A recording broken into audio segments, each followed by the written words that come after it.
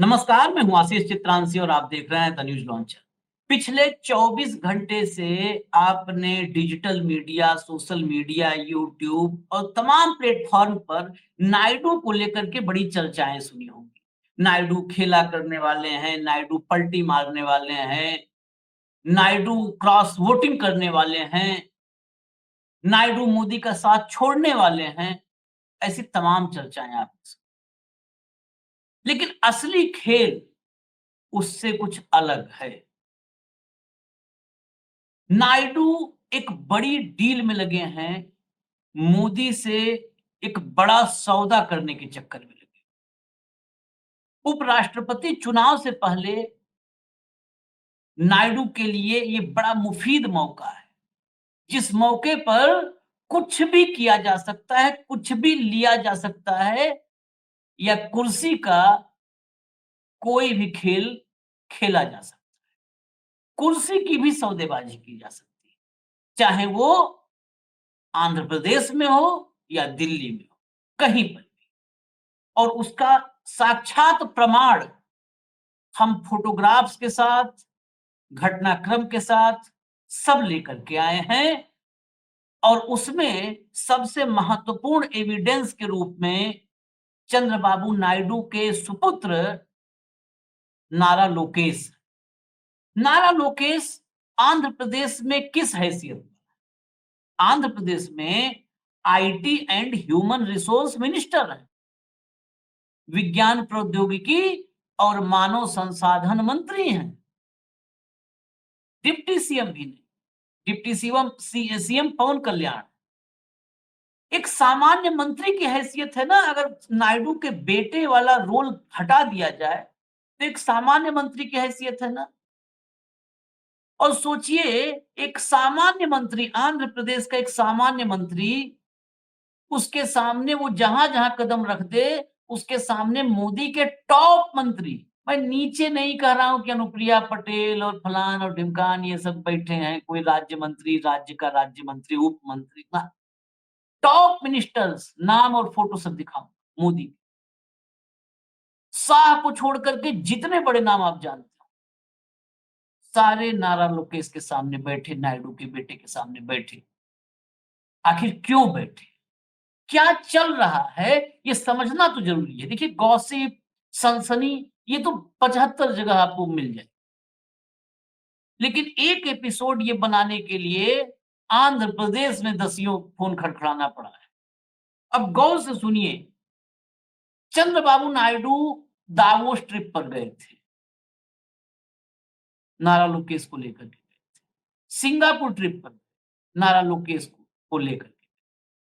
आंध्र प्रदेश में चर्चा आम है कि नारा लोकेश की कभी भी ताजपोशी कर सकते हैं चंद्रबाबू नायडू, कभी भी कर सकते हैं ताजपोशी। और इसीलिए विदेश दौरों पर ले जाते हैं कि विदेश दौरों में जो डील होती है, जो भी चंद्रबाबू नायडू इतने दिन की सियासत में सीखे हैं, वो सब कुछ व्यावहारिक रूप से नारा लोकेश को सिखाएं। लेकिन ताजपोशी में जो दिक्कत है, वो दिक्कत क्या है, मैं पहले दिक्कत बताता हूँ, उसको बाद में नहीं ले जाऊँगा। दिक्कत पहले बताता हूँ और फिर आएँगे मोदी के मंत्री कैसे एक के बाद एक नारा लोकेश के साथ बैठे और बड़े-बड़े मंत्री एक छोटे से, एक आंध्र प्रदेश के सामान्य मंत्री के साथ अपनी फ़ोटो खुद ही ट्वीट करने लगे।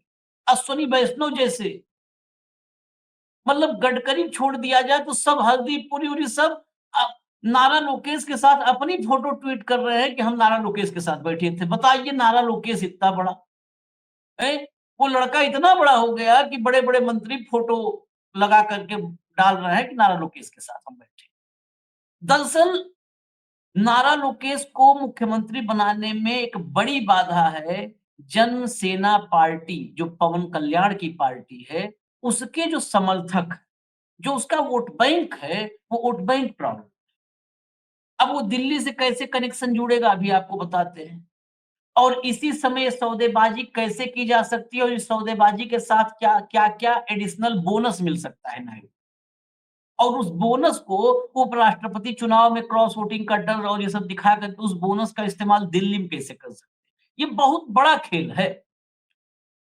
और इसको समझने के लिए आंध्र प्रदेश के जातीय समीकरण को पहले समझना होगा।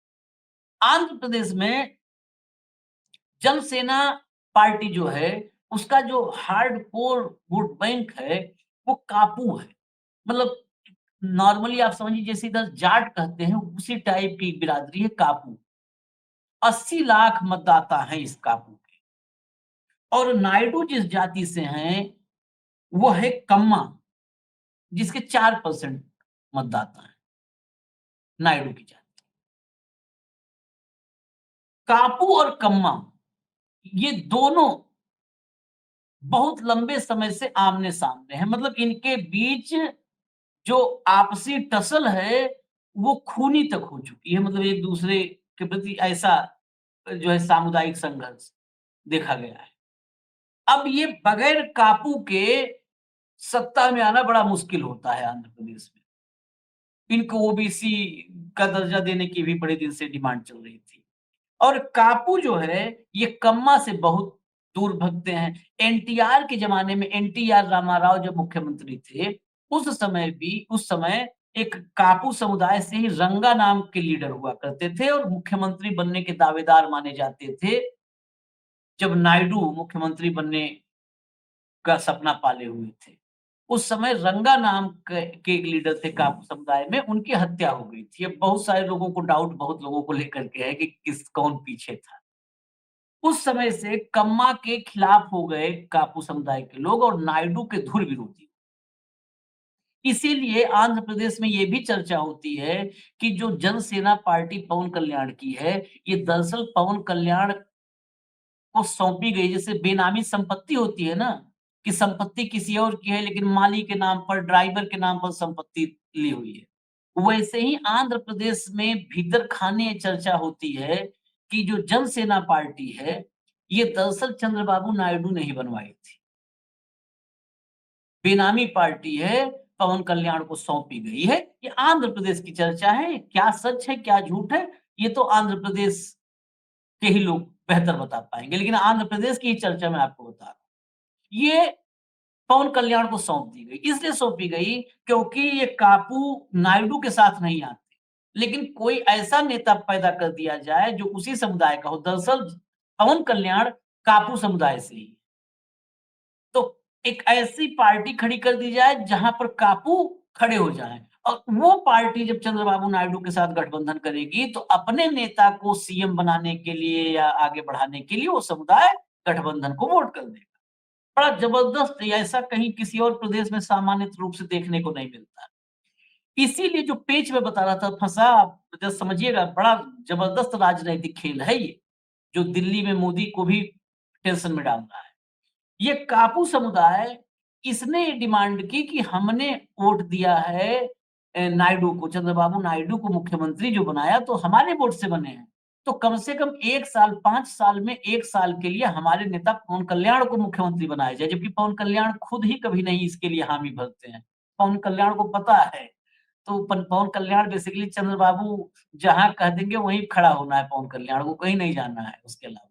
लोग को गलतफ़हमी है कि वो न मोदी और शाह के इशारे पर आगे भविष्य में कुछ बदल जाए मामला तो बात अलग है, नहीं तो अभी वो चंद्रबाबू के ही इशारे पर नाच रहे हैं। तो पवन कल्याण 1 साल के लिए सीएम बनाए जाए और 1 साल के लिए चंद्रबाबू नायडू सेंटर में चले आएँ मोदी जी के पास, उनको उनके पसीने छुड़ाने के लिए। ऐसा ये सबसे बड़ा वोट बैंक जो है कापू ये चाहते हैं।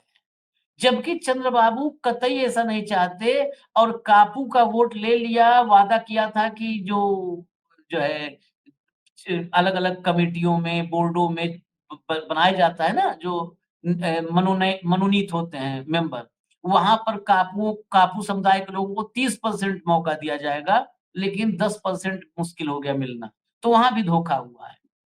अब मैं आता हूँ फिर मुख्य स्टोरी की तरफ, जहाँ पर हम थे और ये बहुत उससे जुड़ रहा है। अब पवन कल्याण का पेच, भाजपा पवन कल्याण को सोचती है कि नायडू से भविष्य में नायडू की गति शिंदे टाइप कर दें, मायावती टाइप कर दें, चिराग पासवान टाइप कर दें, प्रकाश सिंह बादल की पार्टी जैसा कर दें, शिवसेना जैसा कर दें। तो उसके लिए उनको हर जगह पर एक मोहरा चाहिए होता है। वो पवन कल्याण को मोहरा के रूप में इस्तेमाल करना चाहते हैं और ये बात चंद्रबाबू को पता है। ये बात चंद्रबाबू को अच्छे से पता है कि पवन कल्याण को अपने ग्रिप में लेने के चक्कर में भाजपा है और अगर एक बार 1 साल के लिए ही उस समुदाय को सैटिस्फाई करने के लिए पवन कल्याण को सीएम बना दिया गया, तो भाजपा बड़ा ख खेल कर देगी। पवन कल्याण का चेहरा इतना बड़ा बना देगी कि फिर नायडू और नायडू के बाद नारा लोकेश। नायडू का तो खैर राजनीतिक करियर हो गया जितना होना था, नारा लोकेश का करियर शुरू होने से पहले खत्म हो जाएगा। इसीलिए नारा लोकेश को चंद्रबाबू नायडू ने अब दिल्ली के लिए इम्पोर्टेंट बना दिया है कि अब मुझे नहीं सलामी ठोको, अब मेरे बेटे की सलामी ठोको। अब उसका औरा और कद बड़ा करो, इतना बड़ा करो कि अगला जो है मुख्यमंत्री अगले मुख्यमंत्री के रूप में उसकी ताजपोशी इसी संकट के भीतर, जब आप संकट में हो, जब आप दाएँ-बाएँ नहीं कर सकते, तो इसी दरमियान उसकी ताजपोशी का रास्ता साफ हो जाए। जितना मुझे सलामी मारते थे, उसकी डबल सलामी मारो मेरे बेटे को और करना पड़ा दिल्ली को। कहता रहा हूँ किसी भी राज्य का, उत्तर प्रदेश, मध्य प्रदेश, किसी राज्य का आ जाए आईटी मिनिस्टर और 8-8 मंत्री मोदी के टॉप मंत्री उसके साथ बैठे और खुद ही फोटो डाले कि हम मध्य प्रदेश मोहन यादव के साथ मुलाकात का तो फोटो नहीं डालता कोई मुख्यमंत्री का। मोहन यादव खुद भले डालते आज फलाने जी से मिले हैं, ढिमकाने जी से मिले हैं। ये स्थिति हो चुकी है। अब मैं आपको दिखाता हूँ एक-एक करके। जरा दिखाइए जरा एक खबर लाइए पहले खबर दिखाइए जरा। ये खबर देखिए ग्रेट आंध्रा डॉट कॉम जो लोकल वहाँ के जो है पोर्टल्स हैं। Lokesh emerging as de facto CM. Next दिखाइए जरा अगला। Is Nara Lokesh the super CM of Andhra Pradesh. अब इसके भीतर की खबर मैं आपको बता देता हूँ, वैसे ही बता रहा हूँ, लेकिन साइड में चला दीजिए कि जो इंग्लिश के दर्शक हैं, दक्षिण भारत के दर्शक हैं, वो कई दक्षिण भारत के दर्शक आंध्र प्रदेश, कर्नाटक, केरल, तमिलनाडु के हम लोग के पास रिक्वेस्ट भी भेजे हैं कि आप लोग अंग्रेजी में भी वीडियो बनाइए। हालाँकि इंग्लिश में मैं कंफर्टेबल नहीं हूँ, इसलिए नहीं बना सकते हम, इंग्लिश बोलने में। तो ये आप साइड में पढ़िए और मैं बता रहा हूँ पूरी कहानी क्या हुई। दरअसल नारा लोकेश दिल्ली आए, कौन-कौन से मंत्री मिले? 8 मंत्री, नाम सुनिएगा। हरदीप पुरी, जयशंकर विदेश मंत्री, पेट्रोलियम मिनिस्टर हरदीप पुरी, विदेश मंत्री जयशंकर, उर्वरक मंत्री जेपी नड्डा, बीजेपी के राष्ट्रीय अध्यक्ष, पोर्ट मिनिस्टर सर्बानंद सोनोवाल, सड़क एवं परिवहन मंत्री नितिन गडकरी, वित्त मंत्री निर्मला सीतारमण, आईटी और रेल मंत्री अश्विनी वैष्णव और वाणिज्य मंत्री पीयूष गोयल। अब सोच लीजिए बचा कौन मोदी शाह के अलावा? राजनाथ सिंह की तो बात है वो छोड़ दो, उनको मोदी जी अलग काम पे रखते हैं। तो सारे के सारे जितने टॉप मिनिस्टर्स हैं सारी लिस्ट है और सब नारा लोकेश से मिले। अब जरा इसमें खाली मुलाकात यहाँ तक नहीं है, जरा समझिएगा। हरदीप पुरी से मिले, क्या-क्या एजेंडा लेकर के आए थे? एजेंडा सुनिए। आईटी और human resource minister Andhra Pradesh का एजेंडा क्या लेके आया? बीपीएलसी रिफाइनरी का, दीपम 2.0 स्कीम का, डाटा सिटी का, एआई सेंटर फॉर एक्सीलेंस का, तुगा राजापट्टनम पोर्ट का, हाईवे का, यूरिया का। अब और इसको बेहतर समझिए, जितना मुख्यमंत्री एजेंडा लेकर के नहीं आते हैं चंद्रबाबू नायडू, उससे ज्यादा एजेंडा लेकर के नारा लोकेश आए थे। हरदीप पुरी पेट्रोलियम मिनिस्टर हैं, इनके साथ उन्होंने बातचीत की रिफाइनरी और बीपीसीएल को लेकर के। ये इंफ्रास्ट्रक्चर इंडस्ट्री का मसला था। इसके मंत्री हैं आंध्र प्रदेश में टीजी भरत। टीजी भरत साथ भी नहीं थे। जो मंत्री है न वो साथ था, न वो बात में था और वो उसके मंत्रालय की बातचीत नारा लोकेश कर रहे थे। दैट मीन्स वो मंत्रियों के सारे समकक्ष मंत्रियों से ऊपर है और सारे समकक्ष मंत्रियों से ऊपर कौन होता है? वो मुख्यमंत्री होता है। जयशंकर से मुलाकात की, विदेश मंत्री से मुलाकात की, विदेश मंत्री हो सकता है टैरिफ को लेकर के चर्चा हुई हो कि अमेरिका के साथ क्या ट्रेड डील पे बातचीत चल रही है, क्योंकि सबसे ज़्यादा आंध्र प्रदेश प्रभावित होगा और नायडू का वोट बैंक है, जो मछुआरे हैं। वो नायडू से छिटक सकते हैं, उनसे बात किया। नड्डा से उर्वरक पर बात किया, जो वहाँ पर यूरिया का शॉर्टेज है, यूरिया के शॉर्टेज पर नड्डा से बातचीत की और इसके जो मंत्री हैं, उर्वरक वाले डिपार्टमेंट के आंध्र प्रदेश में, वो हैं अच्चम नायडू। अच्चम नायडू साथ नहीं थे। अच्चम नायडू के मंत्रालय की बातचीत और डील वो कर रहे थे नारा लोकेश। सर्बानंद सोनोवाल से पोर्ट पर बात कर रहे थे। गडकरी से उन्होंने सड़क पर एक 6 लेन कन्वर्ट करने पर, मतलब कई कई सारे प्रोजेक्ट्स पर, सड़क प्रोजेक्ट्स पर बात की। वहाँ पर इसके मंत्री हैं बी जनार्दन रेड्डी। बी जनार्दन रेड्डी नहीं थे, उनके मंत्रालय की डील, उनके मंत्रालय की योजनाओं को लेकर के दिल्ली में नारा लोकेश बैठक कर रहे थे, मुहर लगवा रहे थे। वैष्णव के साथ बैठक की तो वैष्णव के साथ आईटी मिनिस्टर खुद है, तो अपना मामला हो गया। पीयूष गोयल के साथ बात कर रहे थे, पीयूष गोयल के साथ भी वाणिज्य मंत्रालय डील को लेकर के बात। उसके अलावा काजू बोर्ड, चिली बोर्ड और मैंगो बोर्ड बनाने को लेकर के ये कर रहे थे। ये काजू बोर्ड, चिली बोर्ड और मैंगो बोर्ड, ये भी नारा लोकेश के मंत्रालय का और उनसे जुड़ा हुआ महकमा नहीं था। इस पर भी नारा लोकेश बात कर रहे थे। जरा मैं दिखा दूँ मंत्रियों के फ़ोटोग्राफ्स और आपको बता देता हूँ उसके साथ-साथ, चल लाइए पहले फ़ोटोग्राफ्स दिखाइए। एक-एक फ़ोटो देख लीजिए आप, ताकि तसल्ली हो जाए। ये देखिए, वित्त मंत्री निर्मला सीतारमण के साथ नारा लोकेश बैठे हुए हैं। और महत्वपूर्ण ये है कि एक नितिन गडकरी को छोड़ कर के ये सर्बानंद सोनोवाल के साथ बैठे हुए हैं। सर्बानंद सोनोवाल के साथ, जो पोर्ट मिनिस्टर।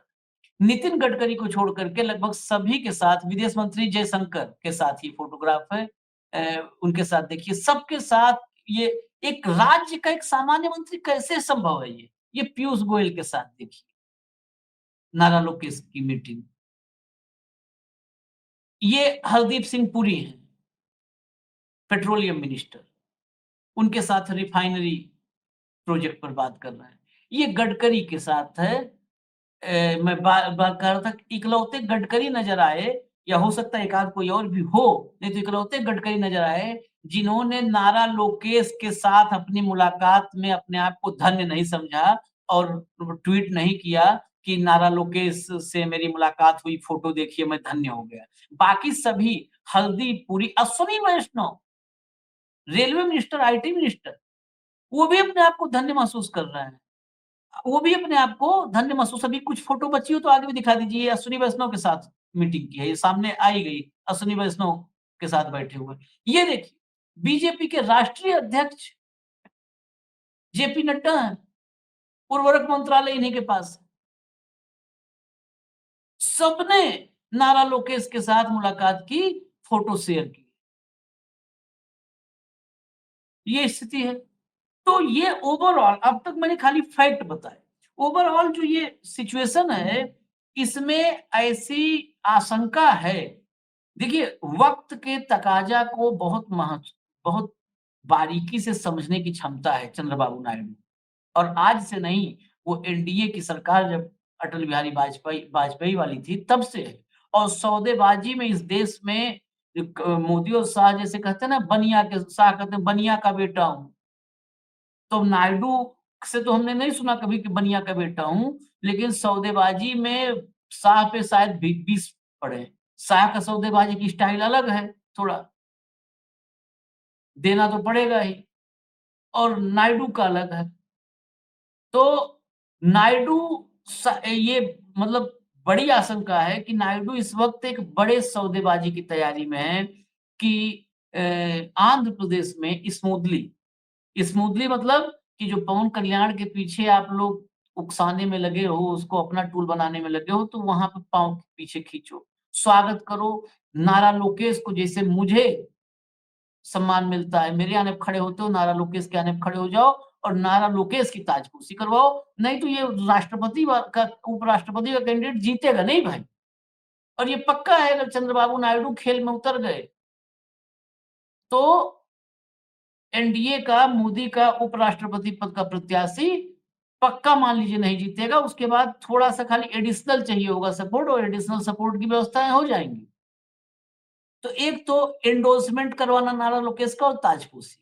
लेकिन नारा लोकेश की ताजपोशी के बाद चंद्रबाबू नायडू क्या घर बैठ जाएँगे? उसके बाद वाला संकट मोदी के लिए ज़्यादा बड़ा है। उसके बाद चंद्रबाबू क्या डिमांड करते हैं? चंद्रबाबू दिल्ली में बैठते हैं, सरकार में एंट्री चाहेंगे या सरकार से ऊपर कहीं एंट्री चाहेंगे, हर जगह पर खतरा है।